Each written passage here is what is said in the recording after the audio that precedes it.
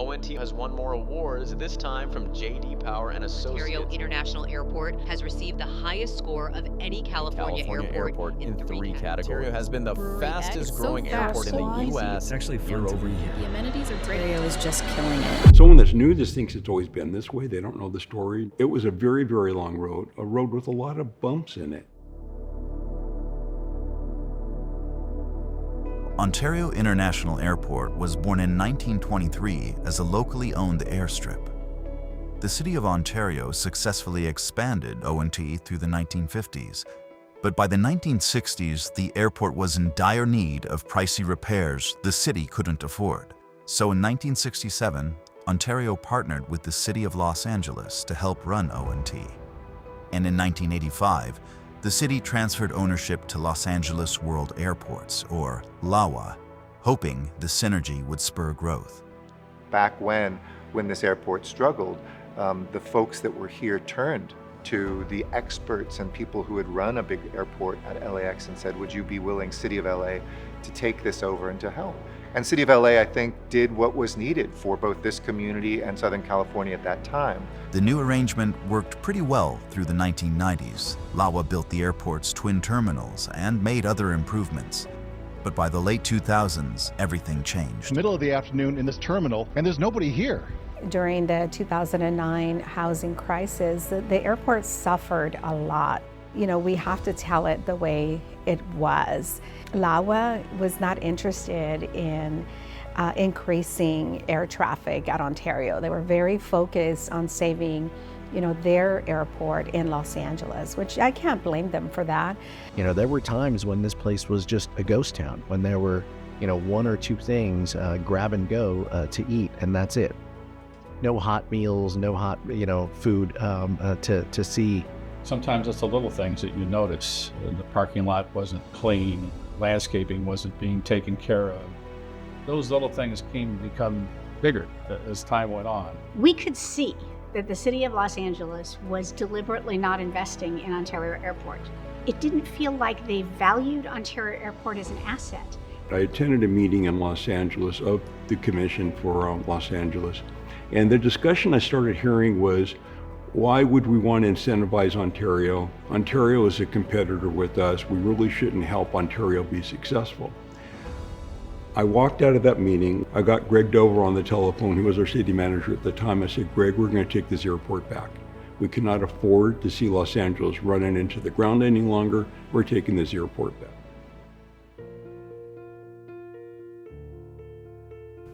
Nothing was happening until the City of Ontario wanted to set that airport free. So setting it free, the entire campaign started in this room, and it took a lot of work.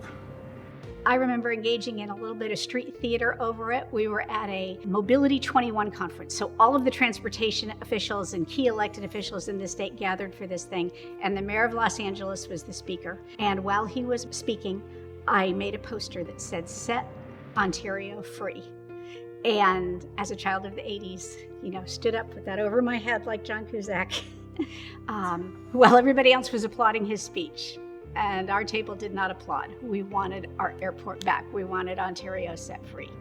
It was so overwhelming what was happening, the lawsuits that were happening between the two cities. And I just saw money being spent in a way that was not sustainable for either side. And for a moment there, I thought, how are we going to get ourselves out of this situation? And really what it took was the community engagement and the community fighting back together. All of our cities, surrounding cities, joining forces to say, this is our property and we are going to take it back. Community support is really what made it happen. If we didn't have the community behind us, and you know, it was even before we started this drive, Ontario is one of the few airports in the country that have a booster club, if you want to call it, the Friends of Ontario Airport. So we've always had community support of the airport and what the airport does. But what we were able to do is also reach out further to other public governmental entities, community service organizations, chambers of commerce throughout Southern California, including the City of Los Angeles. The local officials and all of the staff who put in hundreds and hundreds of hours of time. They really, made this happen. It was always about the community, and the community was always behind getting the airport back. We had the right people in place to do that. The city of Ontario is very sophisticated, gathered the right people together. The county was just a good partner in that time, and it's worked out fantastically. Was there a doubt that it would potentially happen? Of course, but ultimately we had 300 cities that voiced their concern and support for the City of Ontario. And that registered loud and clear in Congress, in the Senate, to the airport in LA, and to the mayor.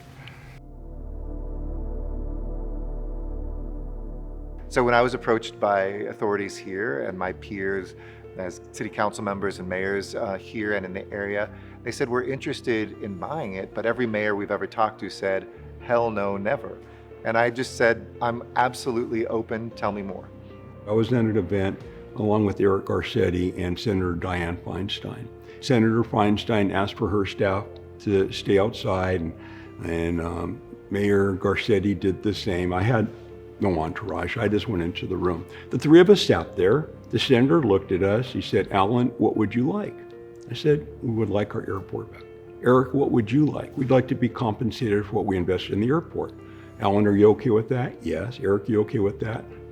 We're done. She says, I've negotiated world treaties before. This is gonna be an easy one for me. And we shook hands and began another journey toward, to where we needed to go.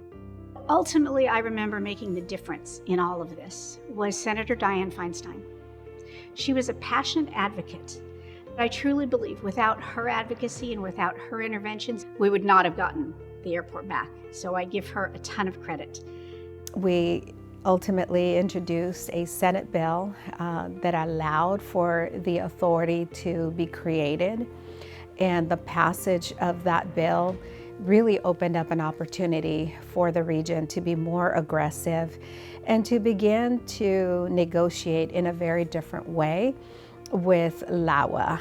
We were able to negotiate from a position of strength and convince Los Angeles this was the right thing to do. It did take a while for that to go through as far as the negotiations. I think the easy part was making a business deal on it. The bad part was all the other agreements that were part of that, and that took a long time for the attorneys to go through and work out. But I think as just timing was everything. And the more and more that I looked at it, the more and more it made sense. That I think our stewardship of this asset had maybe outlived the usefulness, and that it was time for local community members who would be 24/7 focused on their asset in their own neighborhood to be able to run it even better. The good mayor of LA came in and sat down with us, and we had a beautiful celebration at the airport.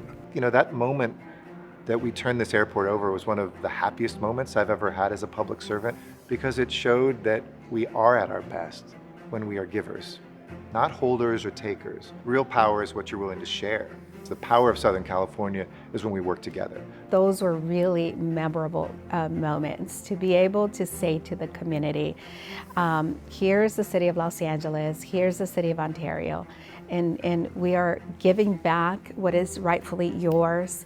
If you go back and you look at the airport shutting down, which is really the direction that we were going, LA World Airports is already voting on shutting down one of the terminals because we didn't have enough passengers coming through. If you take one piece of the puzzle on, and obviously the airport's a very large piece of the puzzle, who knows what life would be like in Ontario and in the region right now? I don't even want to think about that. I think the thing that really surprised all of us was how quickly we were able to turn the airport around and move it much further than it's ever been before.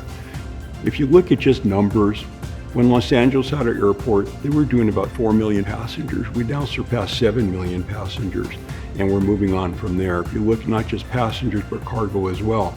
So the airport's doing extremely well, and it's doing what we needed it to do for our community as far as continuing to be an economic stimulus for everything, even more so, creating thousands of jobs and lots of economic opportunities for the region.